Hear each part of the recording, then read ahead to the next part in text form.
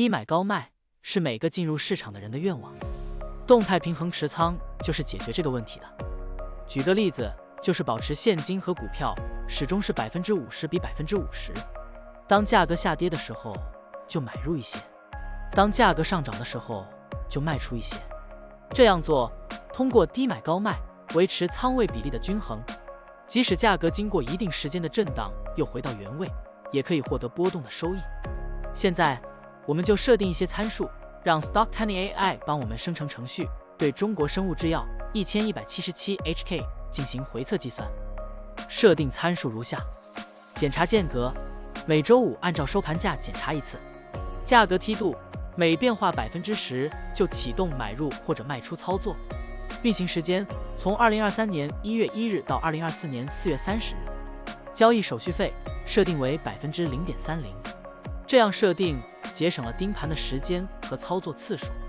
好了，按照上面的设定，程序运行的结果是累计交易15次，期末持仓价值80582.78元，盈利负 19.42%， 相比持仓不动，多盈利 19.89%。